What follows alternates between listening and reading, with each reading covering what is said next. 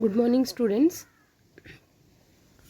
As I have started discussing the digestion and absorption chapters, the competitive part, in the previous class I have discussed almost 85 questions. So the remaining questions we shall discuss in this class.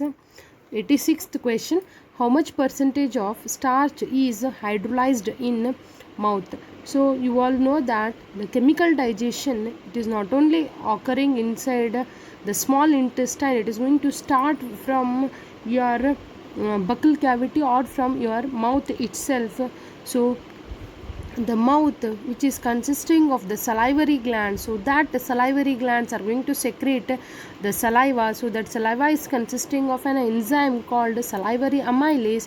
So that salivary amylase is going to act as a carbohydrate splitting enzyme. Carbohydrate splitting enzyme means the carbohydrate is being splitted into a simple part.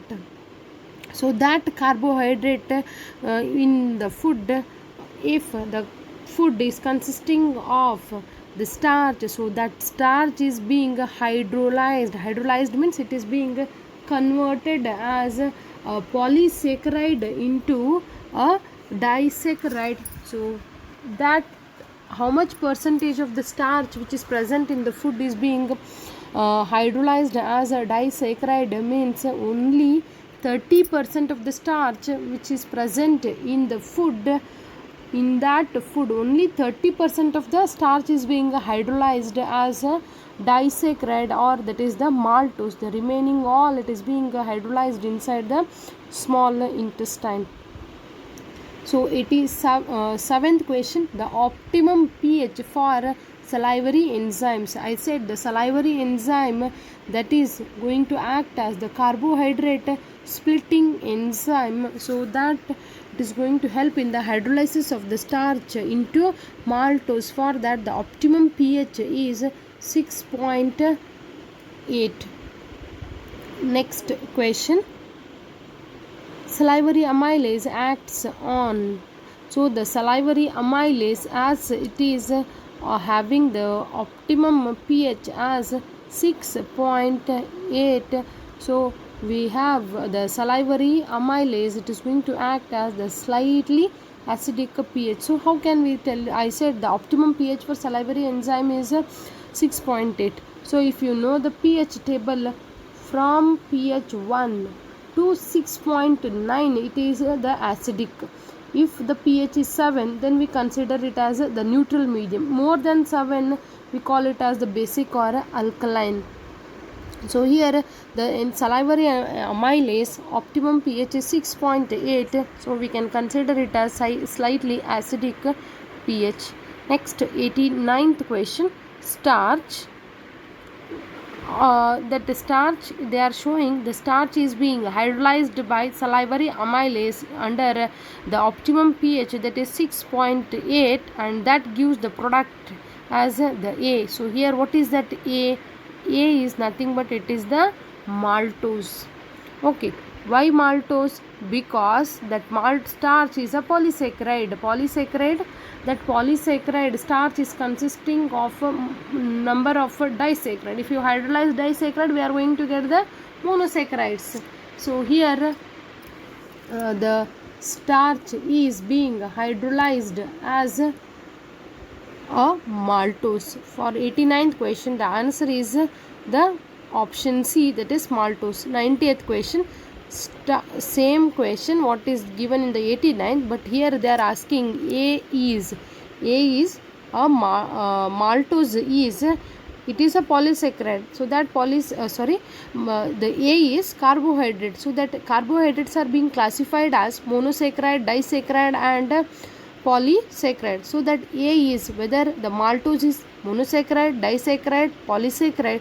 So here the answer is maltose is disaccharide. It is consisting of the two molecules of monosaccharides. 91. Gastric glands are situated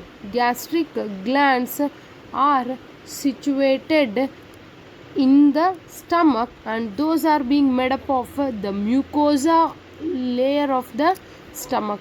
Hence 91, the answer is option B, that is mucosa.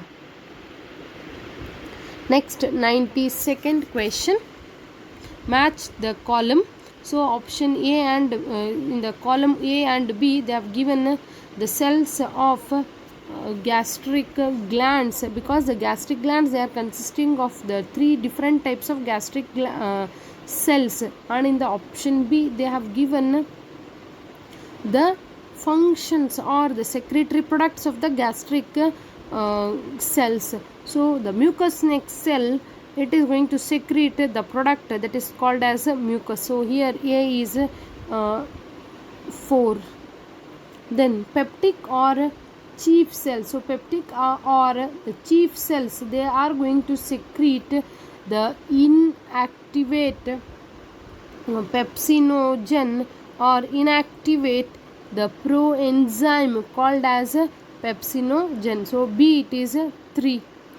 Next, C, parietal or auxentic cell. So parietal or auxentic cells, they are going to secrete the intrinsic factors which are responsible for the absorption of the vitamin B12, as well as it is going to secrete the hydrochloric acid to maintain the pH of the stomach. So 92nd, the answer is option A, because parietal or auxentic cell, they are going to secrete the two products, that is HCl also and the intrinsic factor. So C is equal to both 1 and 2. Next, 93rd question. Which is required for the absorption of vitamin B12? So what are required for the absorption of vitamin B12? That is the intrinsic factors which are secreted from the parietal or auxentic cells. Next question. The stomach stores food for. So the stomach is going to store the food for 4 to 5 hours. Next question. Digestion of carbohydrates starts from. The digestion of carbohydrates are going to start from buccal cavity. That's why buccal cavity, because you can recall that hydrolysis of starch is being started inside the buccal cavity or mouth with the help of a salivary enzyme. Next question, 96th question. Select the total number of true statement from the following.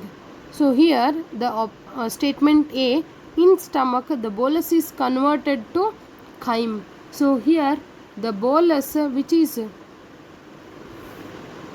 formed inside our oral cavity, that is being passed on to the esophagus. From the esophagus the bolus enters to the stomach. So there it is going to mix with the gastric juice and it is called as the chyme. Okay, then chief cells secretes intrinsic factor which are required for the absorption of vitamin B12. So here I said that the chief cells, they are going to secrete the inactivate proenzyme called as pepsinogen. It is not going to secrete the intrinsic factor. So A is the correct statement, B is the wrong statement. Okay, next C statement you check. Pepsinogen on HCl, it is converted as a pepsin. So here pepsinogen is the proenzyme. It is the inactivate protein hydrolyzing enzyme, where that becomes active only on the exposure of hydrochloric acid. So this statement is correct only. Then the statement D, pepsin converts protein into amino acid. Pepsin is going to convert the protein but not directly into the amino acid. The pepsin is going to convert the proteins first as the proteases peptides. Okay, so 2 statements are correct and 2 statements are wrong. So as they are asking the true statements, so 2 are the true statements. Which are the two? Which are those 2 statements which are true? Means it is the statement A and the statement C. Next, 97th question. Production of mucosal epithelium from highly concentrated HCl in stomach is performed by. So here the production of mucosal epithelium from highly concentrated HCl in the stomach is performed, means the stomach where the pH of the stomach, as the stomach is consisting of the gastric cells, so there are presence of a parietal cell or oxyntic cell which are going to secrete the HCl. So when HCl are being secreted, the pH of the stomach is going to get altered. So in that condition, who are going to protect the stomach from the more concentrated HCl? So that is the bicarbonate and the mucus which are being secreted from the mucous nexal, or the there are presence of the mucosal epithelium, there are presence of even the goblet cells. So A and B are the helping in the production of the epithelium of the stomach. 98th question, optimal pH for pepsin is, means the pepsin which is going to break the proteins inside the stomach as proteoses and the peptones. So for that, the optimal pH for the pepsin is 1.8. 99 question, which of the following is incorrect about the gastric juice? Gastric juice of an infant contain renin. So the gastric juice of the infants, they are consisting of the renin, which helps in the breakdown of the milk proteins. Then next, B, small amount of lipase is present. The small amount of lipase is present in the gastric juice also. Next option C, gastric juice is secreted by gastric glands. That is also the correct statement. Option D we can check. Renin does not help in digestion of milk protein present in gastric juice of infant. So this is wrong, because the renin is only helping in the digestion of the milk protein present in the infants of present, which are where the renin will be present in the infant's gastric juice. Next question, which of the following is released in small intestine? So in the small intestine, as you all know, the small intestine is consisting of the three parts, that is duodenum, jejunum and ileum. So that duodenum is having a lateral connection with respect to the liver and pancreas. So the liver secretion, pancreas secretion and the small intestine secretion, that is called intestinal juice. So all these three are being released into the small intestine. Hence the answer is option D, all of these. Next question, bile and pancreatic juice is released in small intestine by the, so the bile and pancreatic juice is released in the small intestine by the hepatopancreatic duct, which is being regulated, where the opening of hepatopancreatic duct inside the duodenum is being regulated by the sphincter of Oddi. Next question, select from the following the total number of enzymes secreted by the pancreas. So the pancreas is going to secrete 6 enzymes. What are those? The pancreas which are going to secrete the pancreatic juice. So that pancreatic juice are consisting of the 6 enzymes. What are those 6 enzymes?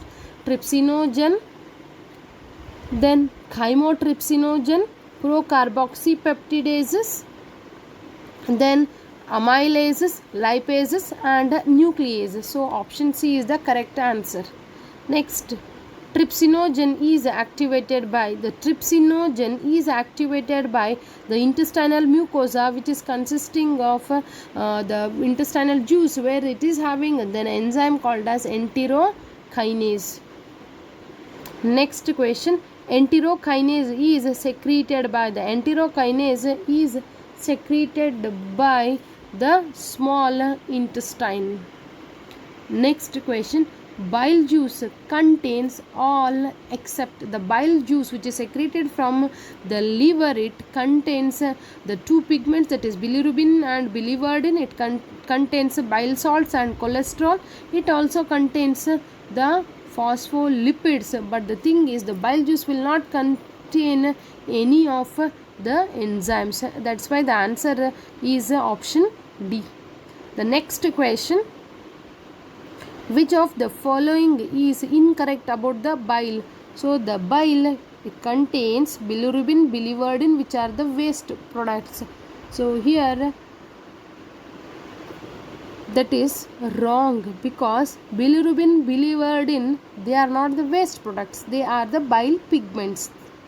Option B, bile salts in it means the bile juice, which is consisting of the bile salts, helps in the emulsification of the fats. So this statement is the correct only. Bile salts helps in the emulsification of fats. Then bile also activates the lipases. So bile juice, which is being secreted from the liver, that is activating the enzyme lipases. Option D, bile contain digestive enzymes. Actually here the bile juice is consisting of the two pigments which are considered as the bilirubin, biliverdin as the waste product, because the fecal matter which is being eliminated, so that fecal matter is with the yellow color due to the secretion, due to the presence of bilirubin and biliverdin. So the bile is going to help in the emulsification of the fat. It is going to activate the lipases, but it doesn't contain any of the digestive enzymes. So hence 107th question, the answer incorrect statement or incorrect about the bile juice is option D. Next, intestinal juice or succus entericus is formed by the secretion of. So the intestinal juice, or what we call it as a succus entericus, is formed by the secretion of the goblet cells as well as the brush border cells of the mucosa, that is the microvilli. The secretion of goblet and the brush border cells together, it is called as the succus entericus. Next question, enzymes like dipeptidases, lipases, nucleosidases, maltase, sucrase are present in. So these are the enzymes which are present in the succus entericus, where these succus entericus is formed inside the jejunum and ileum. Next question, the Brunner's glands. So the Brunner's glands, they are present in the submucosal layer of the duodenum. Next question, select the incorrect from the following. Proteins, peptones, proteoses, they are being converted as dipeptides by the enzyme trypsin, chymotrypsin, carboxypeptidase. Option B, starch is being hydrolyzed as disaccharides and in the presence of amylase. Fats is being hydrolyzed by the enzyme, that is lipases, as diglycerides and the monoglycerides. The next is nucleases, which is going to hydrolyze nucleotides as nucleosides. Actually the nucleases is going to hydrolyze nucleic acid as nucleotides and then nucleosides. So for this question, the answer, the incorrect reaction or the step is option D. Next question, select the incorrect statement from the following. Succus entericus acts on the end products produced by pancreatic enzymes. So that is correct only. The pancreatic enzymes, when it acts on the food products in the duodenum, or the end products are being formed. So on that end products, succus entericus is going to act. That this is the correct statement. Final steps of digestion occur far away from the mucosal epithelial cells of the intestine. So this I found this as to be as the incorrect, because it is going to occur very nearer to the mucosal epithelial cells of the intestine, because villi, they are going to immediately absorb it. So that's why it is going to take very near. When B option is incorrect. So the C and D are obviously the correct statement only. Next question, action of which enzyme produces glucose?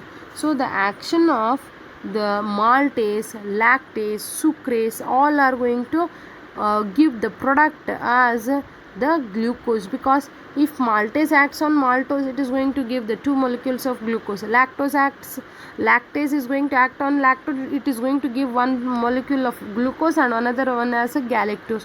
Sucrase, when it acts on the sucrose, it is going to give that is the sucrase, it is going to give 1 molecule of the glucose and another one as the fructose. So hence for this question the answer is all of these. Next question, action of which enzyme produces only glucose? So again all the three are going to produce all the three are going to produce glucose, galactose, glucose and fructose, but only producing the glucose is maltase, option A. Next question, where we use the term feces for undigested and unabsorbed food particle in alimentary canal. So the food which is being digested and which can be absorbed, so that is going to be taking place inside the small intestine only. So the small intestine is having the part duodenum, jejunum and ileum. Once the food which is not being digested and which is not able to absorb, which is sent out of the ileum, from that onwards it will be called as the undigested unabsorbed food particle as the feces. So you can take that the answer as the end of ileum. Next question, where fecal matters are temporarily stored till defecation. Defecation means until the fecal matter is being eliminated, where it is going to get temporarily stored. So that is going to get temporarily stored inside the rectum. Next question, the activities of gastrointestinal are under the neural control also, as well as the hormonal control also. Next question, the muscular activities of different parts of alimentary canal also be regulated by the muscular activities of different parts of the alimentary canal are regulated by the local neural control and central nervous system neural control. So the answer is C, both A and B. Next question, absorption is a process by which the end products of digestion pass through the intestinal mucosa into. So the absorption is a process where the end products of the digestion are going to pass through the intestinal mucosa. First it enters the villi. From the villi it is going to enter inside the blood or in the lymph. Why we can take the here consider the lymph also, because of the fatty acid which are going to enter inside the lymph, and from the lymph they are going to the blood. Next question, secretion of saliva can be stimulated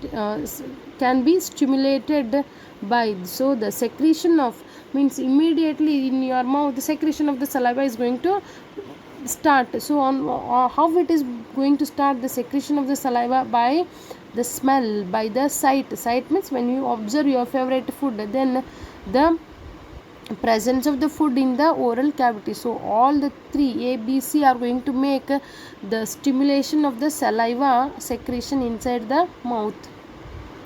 Next question, in addition to controlling the neurons, hormones also influence, means here the neurons, hormone, other than the neurons and hormones, who are going to influence with a local control.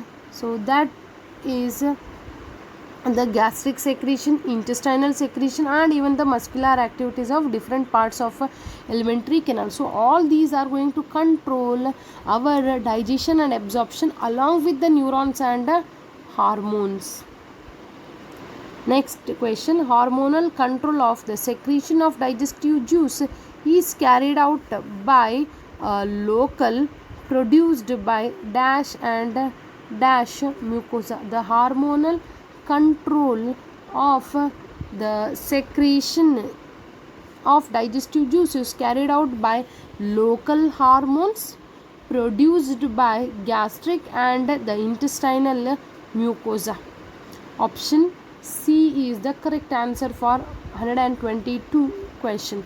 Next question, absorption of digested food is carried out by, so the absorption of the digested food is carried out by active, passive, or that active transport is also called as facilitated transport. Hence option D is the correct answer. Next question, glucose and amino acids are absorbed in the intestine by, so the glucose and amino acids are being absorbed in the intestine by the active transport with the help of a carrier ion, that is the sodium. Okay, which of the following statements is incorrect? So absorption of simple sugar, alcohol, some water and medicines take place in stomach. So here this is the correct statement. Next, maximum water absorption occurs in small intestine. So that is also the correct statement. Next, option C, statement C, small intestine is the major site of digestion and absorption of the food. That is also the correct. Fatty acid and glycerol are absorbed by lacteals.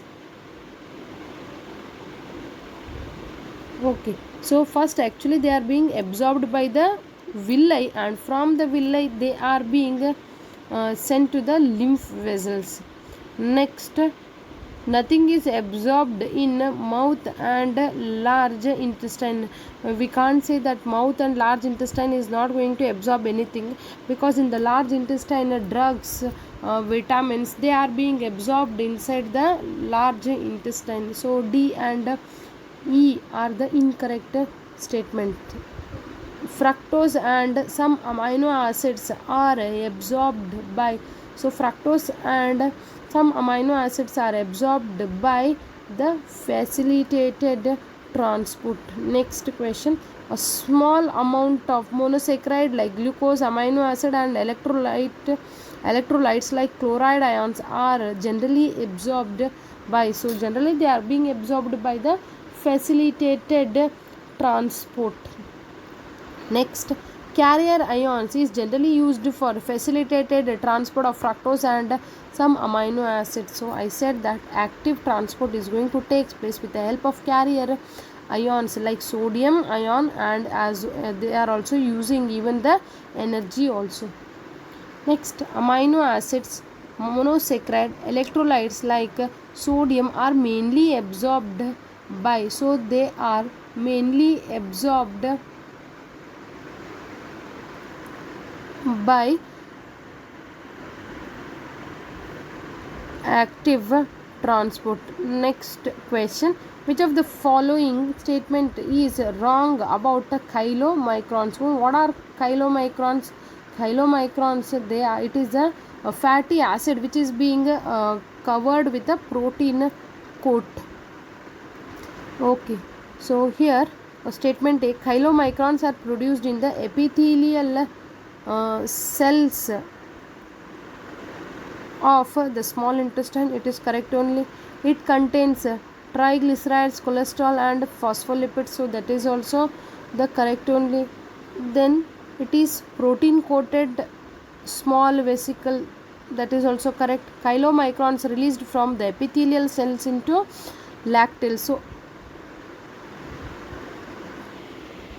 all these are the correct statements regarding the chylomicrons. So hence the answer is option D because none of the statements are wrong. So almost I have discussed 130 questions. Remaining questions you can take them as a practice. So remaining questions you can start practicing, and I'll be attaching the link of this PDF, and I have sent even the key answers for these questions also. Please you also practice the questions, these questions in the home itself. Thank you students.